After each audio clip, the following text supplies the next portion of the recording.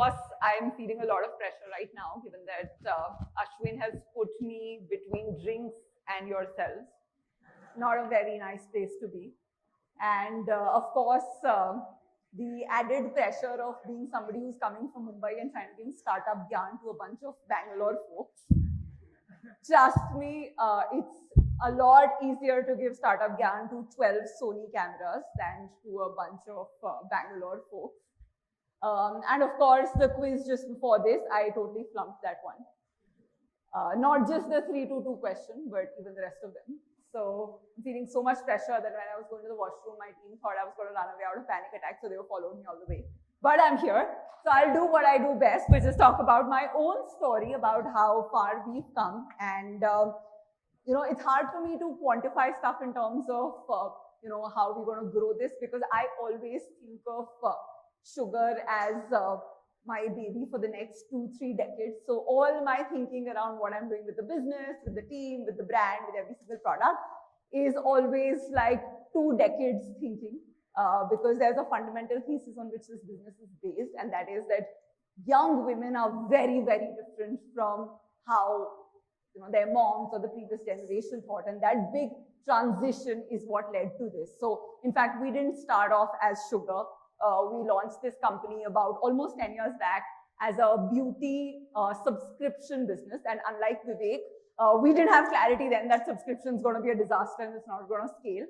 And it was quite the disaster, but I'm happy that I met Shivangi, who's been a fab bag customer back then. But the good thing that came out of it, when you've graduated from a good B school, you have this pressure to create something which is extremely differentiated, and sometimes you build a model which is so complex out of the sake of just being different that it turns out to be too complex for the consumers as well. And that's what happened with our subscription-based company, and it was hard for us to scale.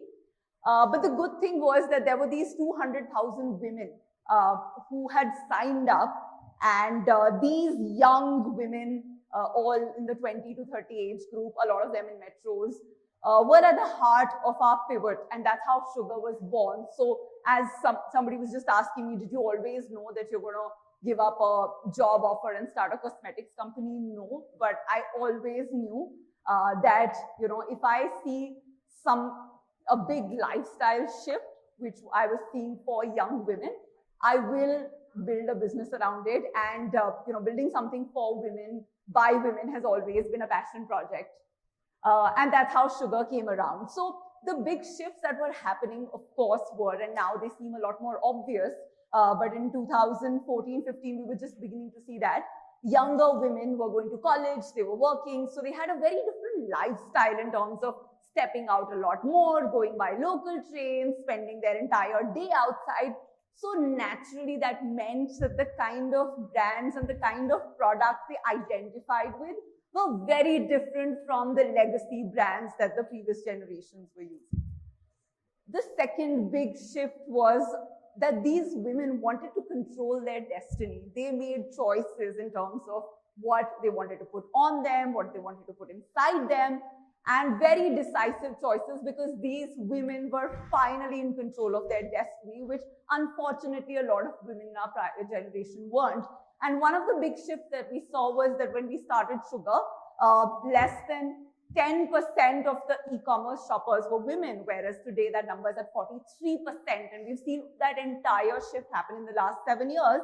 And it was hard to predict back then that this would happen, but you could get a sense by just observing consumers and seeing the way they were behaving, especially these younger women. The good thing about women, unlike men, as somebody was asking about why don't you have men makeup, the good thing about women is that they talk, they love to talk. And so they would share about what they loved, and they were this like happy sharing group of customers who would just, like you give them a form and there's an optional box that says that in case you want to say something, they'll still say, even if they're saying something like, oh, I love Sugar so much that, during my delivery, I was wearing the lipstick and it was on till I had my baby, something that a lot of men would not want to talk about, but a lot of women, just come out there and share. And that's what I love about them. And of course, the other shift was that they were inspired. Social media made role models out of real women, right? And, like the fact that and entrepreneurs can be considered to be popular figures that people want to talk to. Somebody was telling me that she prefers entrepreneurs over celebrities, and that was quite a compliment for all of us here.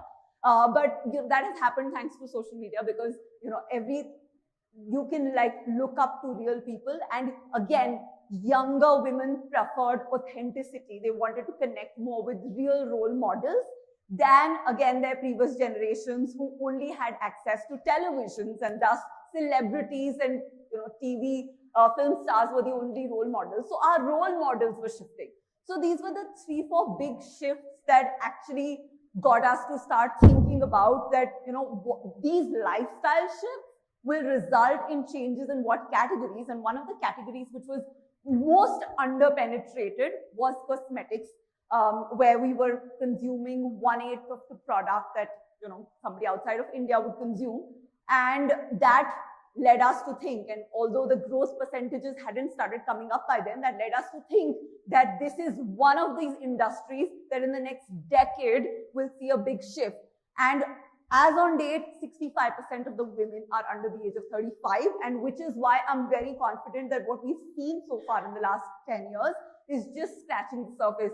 The next 2 decades are going to belong to these young women, and brands and companies that build businesses around serving them as customers, around employing them, are going to get the biggest leverage, because I do believe that women are probably the most underutilized asset that this country has. So coming back to sugar, so we then started thinking about, okay, what are the products that these women want? And we started talking to thousands of these consumers. And of course, there were clear use cases that they wanted. They wanted products that last them so long that, at 9 o'clock at night when they come back, their makeup is still on. It was very hard to explain all this to venture capitalists back then, because there was no cool category called D2C back then. Most VCs were men, so they didn't understand why there would be a difference between a lipstick that lasted for 3 hours versus 7 to 8 hours. So honestly, fundraising back in 2014-15 was very, very hard. And but the good thing that happened out of that was that we were forced as a company to obsess a lot more with our consumers and keep thinking about how to sustain from the revenue that we got from our consumers, which actually makes you create the best products that are right for them. And that's what we did early on. So we wanted to create products that lasted, that made them unstoppable, because as somebody just told me, for women, makeup was one of those things that gave them self-confidence. It made them feel great about themselves. It made them feel unstoppable. And so we were a part of this journey of them just owning themselves and owning their identity, and makeup was a form of self-expression, so which also meant that these products had to be right for them, including for women with the deepest and the warmest of skin tones. And you would not believe, 7 years back, the most mainstream brands wouldn't create products for women that had my skin tone, and definitely not anybody who had skin tones that were deeper, right? Because again, when you look at a very small consumer base and you speak to them, you realize what their specific problems are. But when you look at market level data, you realize that, okay, 60% of my business is coming from this region in the country where the skin tone is this, and this region where, so there is a, cyclical thing where like women with lighter skin tones wear more makeup because there are lighter products for them. The women with deeper skin tones, they feel conscious because when they wear makeup, people, say it's looking odd, and then they never touch makeup again, and so on. So we started seeing these emotional journeys that women were going through. And so we also realized that we have to create products that work for women with a wider range of skin tones. And then, social media made access to global trends much easier. So products that made global trends accessible, but again, in a way that suited our own Indian aesthetics. So we started on this mission that we wanted to create young Indian women's favorite beauty brand. Now today I've got a tip that I should add young men also to this, but we'll think about that at the next stage. And that's how, our first step was really to obsess with these young women.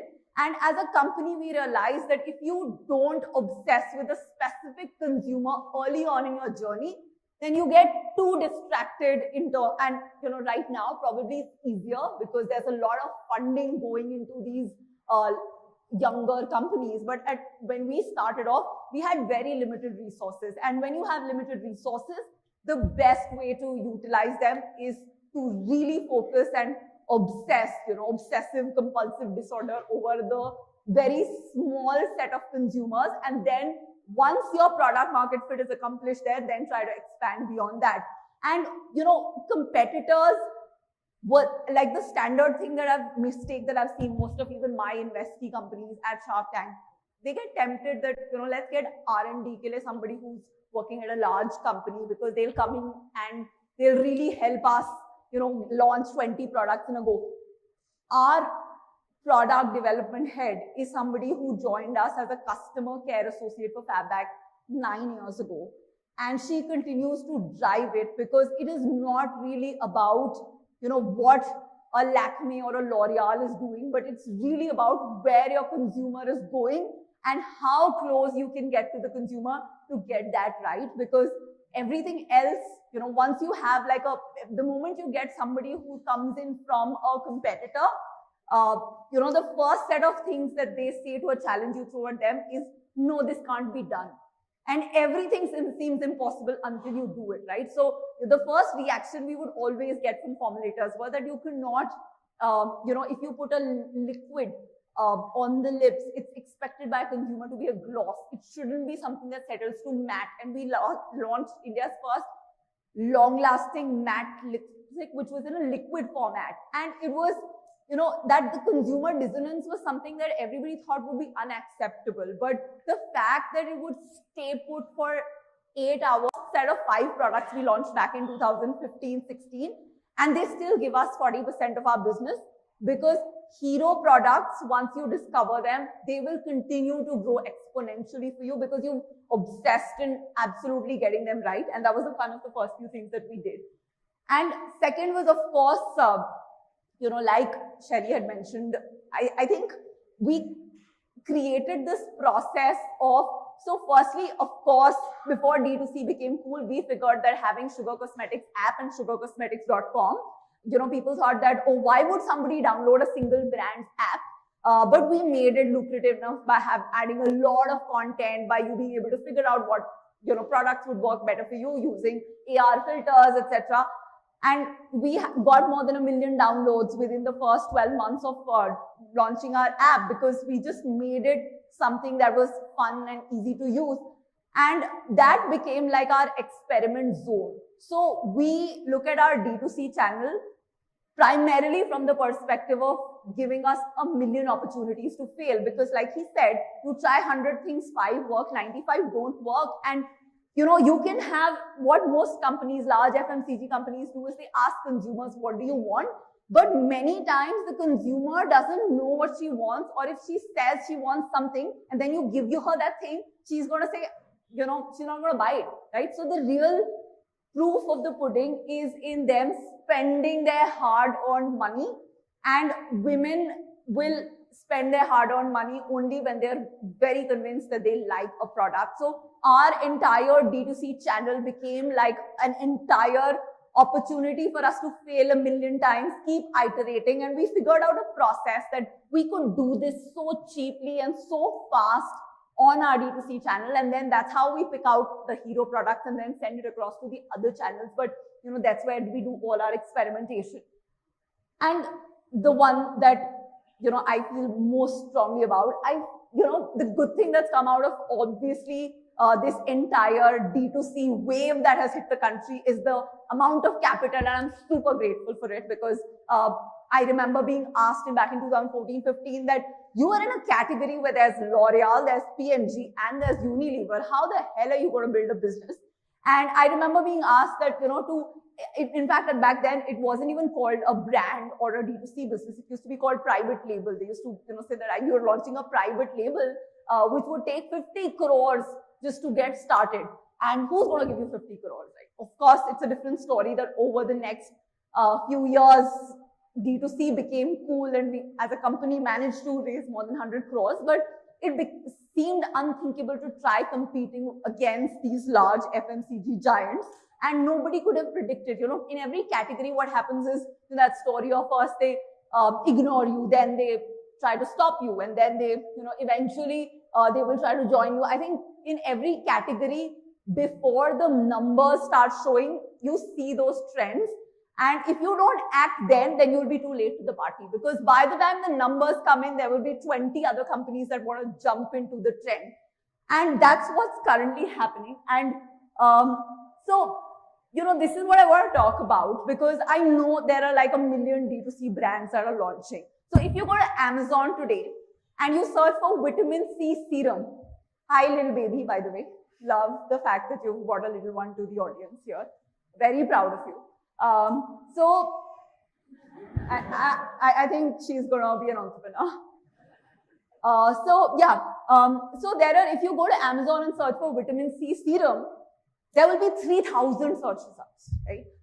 And this screenshot, I don't know, nothing against these brands, this random page, but this is from the 7th page, right? So this is probably brand, product rank 392, 393, at that, because each page has about 60 products on it, right? This is what, when in India, what happens is that the moment there is money going into a category, 1 million people jump in. And if you don't have a reason for existence, if you don't have a clear reason why you should be the right person to build the brand, don't do it. Because now what everybody realizes is that it's very hard, because, to sell a product for 500 rupees, you have to spend 1,500 rupees, because you don't have a clear purpose of existence. And which is why I think one of the biggest investments we did early on was to start thinking about brand, not like, okay, brand building is, 100 crore ad mein dalo, 200 crore, but the small things. It's very important that the sequence, before you get to growth or scaling or putting money behind performance marketing and ads, it's very important to have conviction that you have solid product market fit. Your consumers love you for a very, very specific reason that only you can deliver. Because brands means trust, they mean consistency, and they need to have a purpose of existence. If you don't have that, then you need to first address that before spending in millions of dollars of VC money into performance marketing. And it's really simple to build a brand early on, unless you needed to grow like 100x year on year. Simple things matter. Customer experience, how your product is being delivered, how much time, what is the entire experience like. We obsessed about that early on. Consistency in messaging, packaging, we obsessed about having a distinctive visual identity, a clear name that you can't get wrong. These small decisions, if you don't spend precious months working on some of these small decisions, you're going to burn through crores trying to exponentially grow a product that doesn't even have product market fit. And I feel that's one of those, trying to do brand building on steroid is one of the easiest way to create a brand, which is a purely, I feel, ends up becoming a discounted brand. So if your brand is something that people are only buying when it's discounted, and you're feeling that pressure that today Amazon wants a discount and then tomorrow Nike asks for the same one, and then you're giving it to all of them, and there's no consumer who's buying you at full price, then I think that's an opportunity to go back and think about it. The way we look at brand building is, we are not going to be matching discounts one another. We'll have price parity across all our channels. We will have a product that has so much demand that the consumer is ready to pay full price for it. And then she can buy it anywhere. It doesn't matter. She doesn't have to buy it on D2C. D2C is great because it lets us experiment. So we will have some unique launches which we only do there. She can buy it at D2C. She can buy it on Nykaa. She can buy it in retail. In fact, 60% of our business now actually does come from retail, because we've held this belief that a great brand creates pull, and it does small things that get consumers to come fighting for it rather than having to sell all the time. And I feel that, these are things that require time and effort, but they end up saving you crores. So I feel this is one of those things that we did very early on, not get pressured into giving deep discounts, obsessing about the experience, obsessing about the packaging, obsessing about creating that entire visual identity in our stores.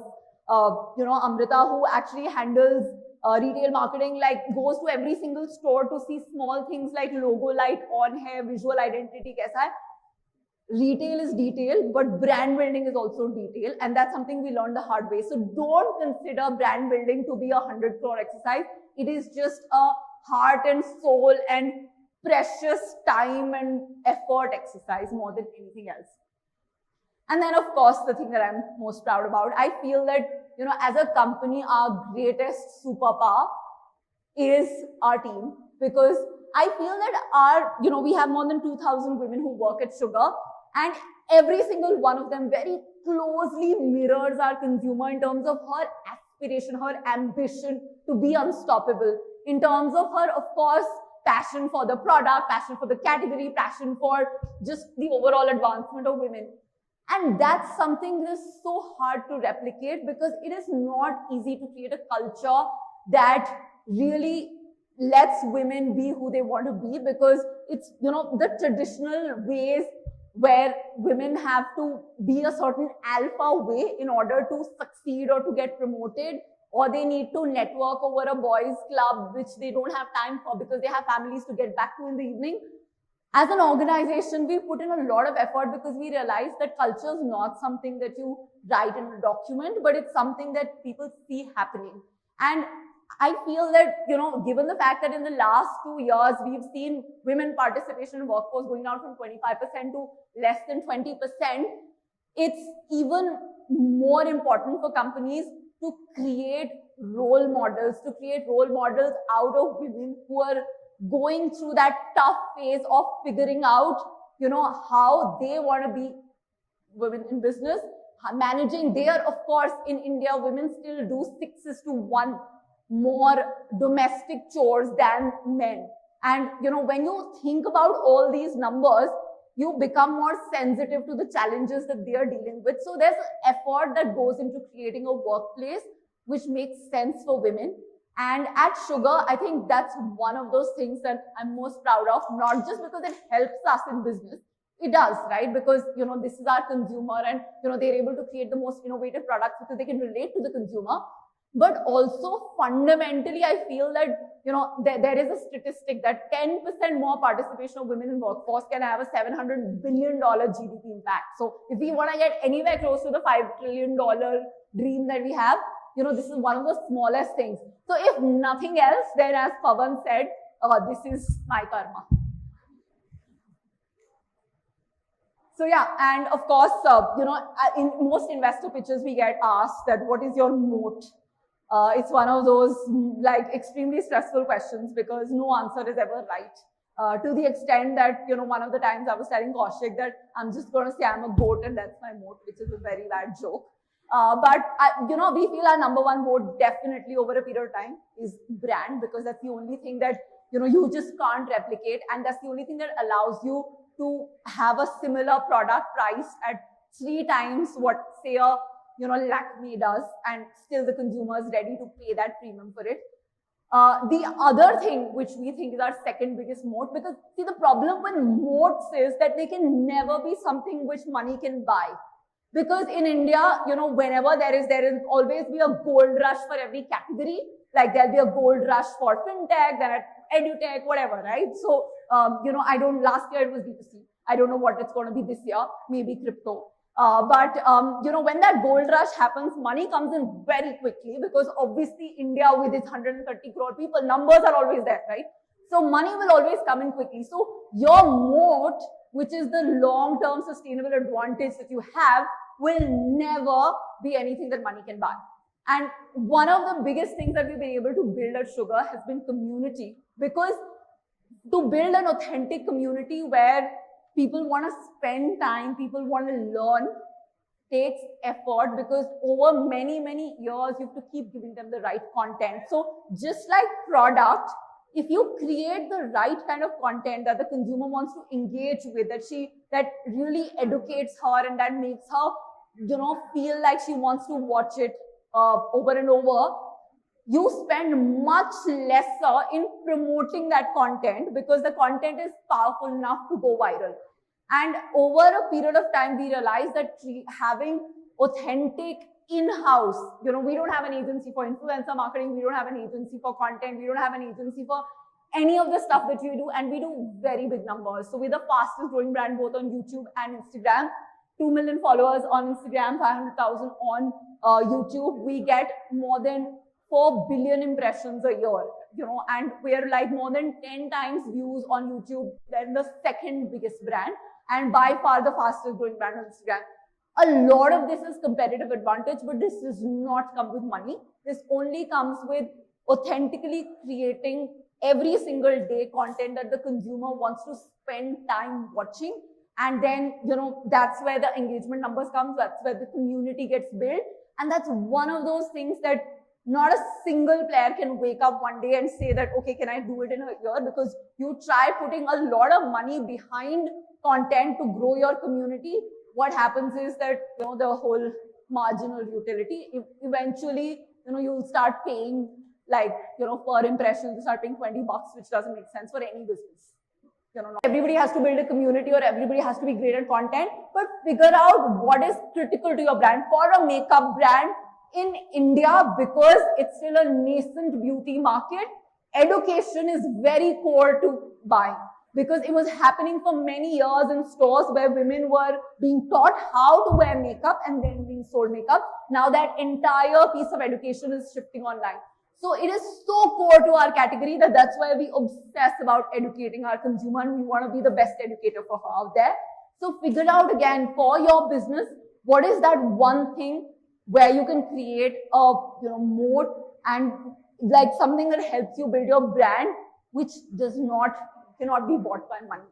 And it could be different things. It could be like, for instance, some of those companies that do milk delivery, for them, it's their entire infra delivery, right? Nobody can come and overnight replicate it because you have to create those small last mile logistics pain that, you know, you can't always do it with money. So I don't know what it is for your category, but it's very important to figure that out. So yeah, that's it. So once you do all the brand building right, the growth always comes.